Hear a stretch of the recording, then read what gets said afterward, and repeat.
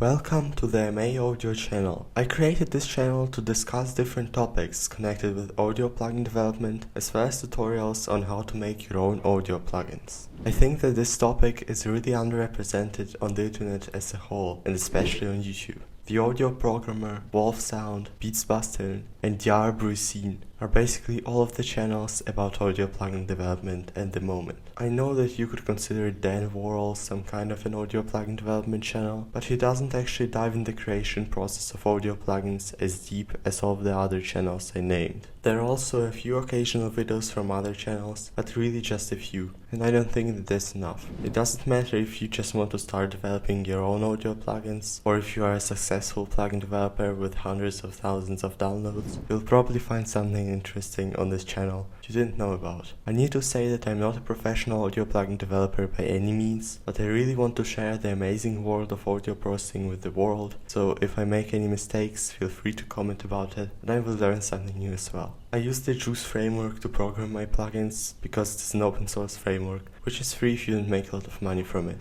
I won't talk a lot about the legal side of things, but you will find the licensing options on the Juice website. I may also look into other software for audio plugin creation. I've looked to MaxMSP, Heis, etc. But I won't make any promises. The main focus of the channel is going to be on the creative side of plugin development, but I will also make tutorials on more technical things, as a lot of them are needed to create an audio plugin. If you want to see all of that, consider subscribing to the channel and ringing that notification bell to not miss any of my videos.